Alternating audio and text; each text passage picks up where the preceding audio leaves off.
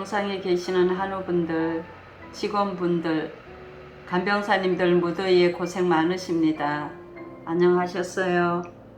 오늘의 하나님의 말씀은 사도행전 5장 33절에서 42절에 있는 말씀이며 제목은 날마다 그리스도를 전도하자는 말씀입니다.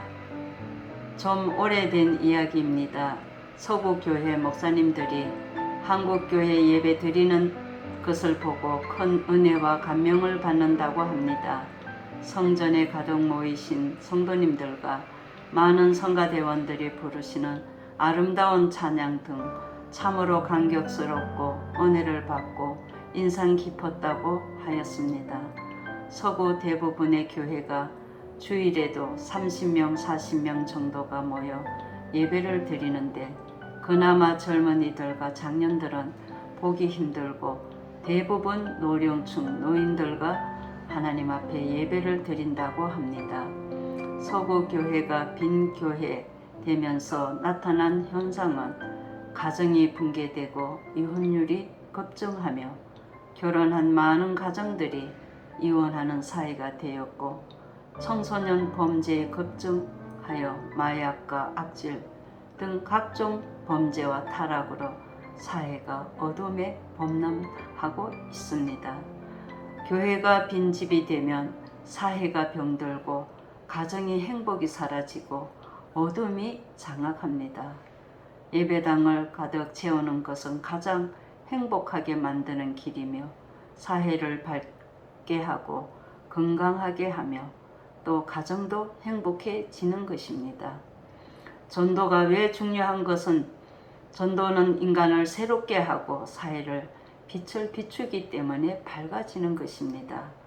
선한 일 중에 선한 일, 의로운 일 중에 의로운 일, 생명을 살리는 것이 바로 전도입니다. 본문에 나타난 예루살렘 교회는 전도하는 교회였습니다. 초대 교회는 핍박을 받으며 전도하였습니다.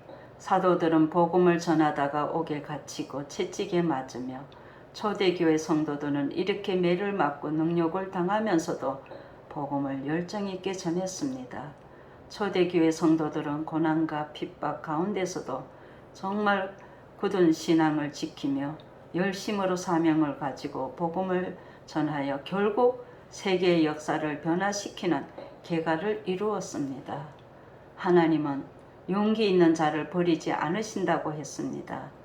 다니엘서 12장 3절을 보시며 지혜 있는 자는 궁창의 빛과 같이 빛날 것이요 많은 사람을 옳은 대로 돌아오게 한 자는 별과 같이 영원토록 빛나리라고 말씀하였습니다.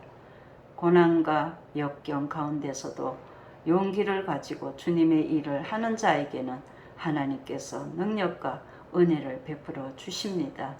본문의 사도들은 능력받는 것을 인내하며 낙심하지 아니하고 오히려 기뻐하며 그 이유는 예수님의 십자가를 생각하며 무엇인들 못하겠냐 감당하는 것입니다.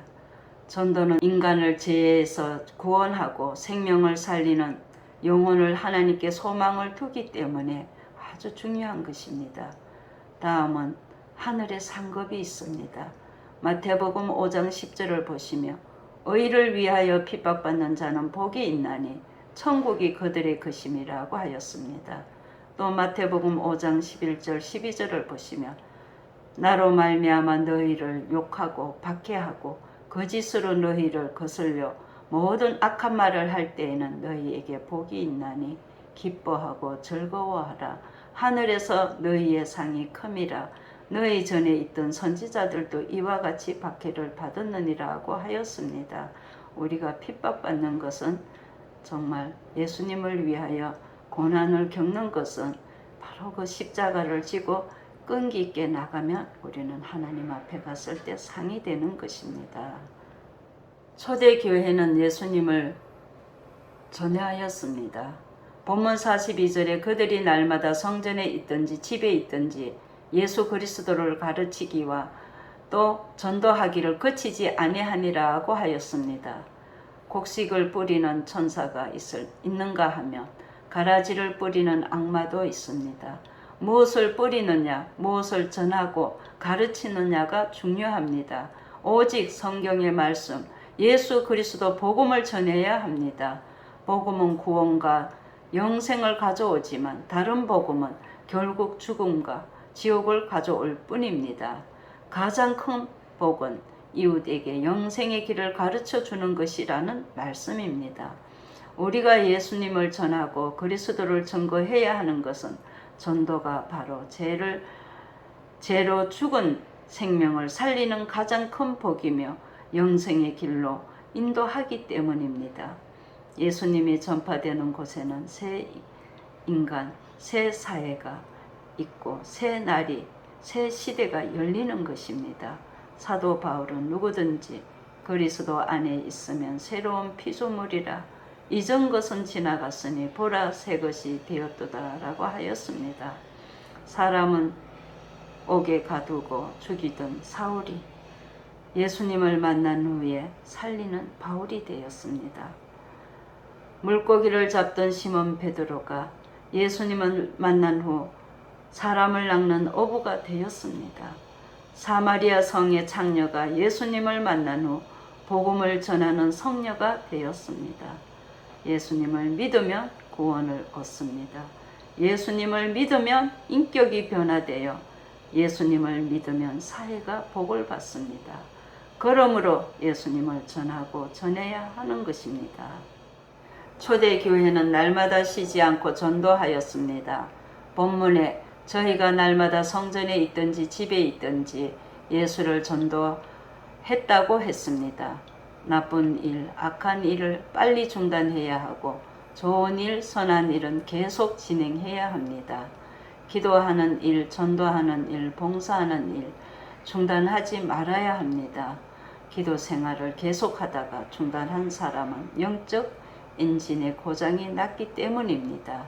주일 예배를 철저한 분이, 봉사활동을 잘하던 분이 중단하게 되면 영적인 진단이 필요합니다. 전도도 날마다 쉬지 말고 전도해야 합니다. 인간의 영혼을 구원하고 인격을 바르게 하는 전도보다 더 귀중한 것은 없습니다. 디모데후서 4장 2절에 보시며 너는 말씀을 전파하라. 때를 얻든지 못 얻든지 항상 힘써라. 마가복음 16장 15절을 보시며 또 이르시되 너희는 온 천하에 다니며 만민에게 복음을 전파하라. 모든 사람이 전도의 대상이요 모든 장소가 전도의 무대입니다. 기독교가 세워지고 교회가 새로워지려면 전도해야 합니다.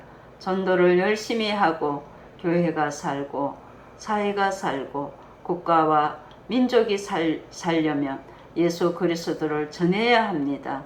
날마다 기도하며 전도합시다. 쉬지 말고 전도합시다. 기쁨으로 전도합시다. 그리하면 생명의 일꾼이 되고 천국의 일꾼이 되고 하늘의 큰 상을 받는 성도가 되시기를 축복합니다. 감사합니다.